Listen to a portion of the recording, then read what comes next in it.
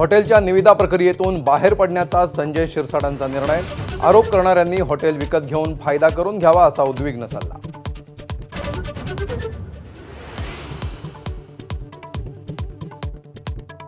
महाराष्ट्र एटीएसचे मुंबई ठाण्यातील 15 ठिकाणी छापे। 2002-2003 मधील मुंबईतील स्फोटांचा दोषी साकीब नाचनच्या घराचीही झाडाझडती।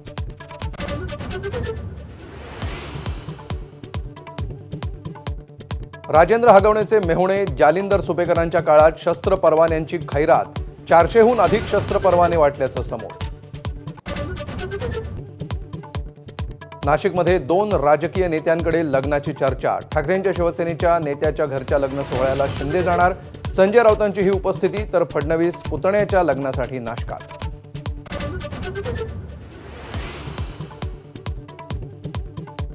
विद्यार्थ्यांना पहिलीपासून मिळणार स्थानिक सैनिकी शिक्षण। शालेय शिक्षण मंत्री दादा भुसेंची मोठी घोषणा।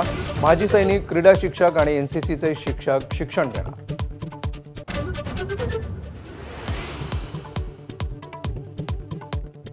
स्थानिक स्वराज्य संस्थांच्या निवडणुकीसाठी प्रभाग रचना पूर्ण करा। निवडणूक आयोगाची राज्य सरकारला सूचना। सरकारही याच आठवड्यात प्रभाग रचना सादर करण्याची शक्यता।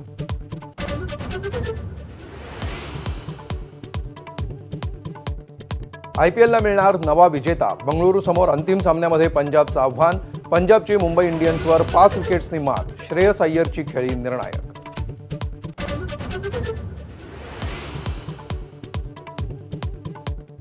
ऑस्ट्रेलियाचा अष्टपैलू ग्लेन मॅक्सवेल वनडेमधून निवृत्त। संघ माझ्यामुळे पराभूत होतोय म्हणून निवृत्ती घेत असल्याचे केले जाहीर।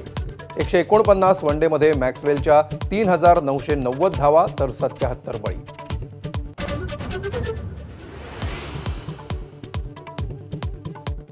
राजीव शुक्ला बीसीसीआयचे कार्यकारी अध्यक्ष होण्याची शक्यता। 19 जुलै रोजी रॉजर बिन्नी यांचा कार्यकाळ संपणार, तर सप्टेंबर महिन्यामध्ये नवे बीसीसीआय अध्यक्ष निवडीची शक्यता।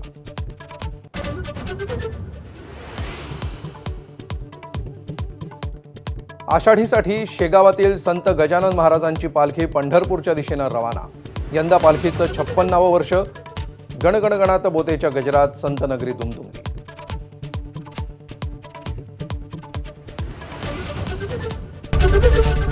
एबीपी माझा, उघडा डोळे बघा नीट।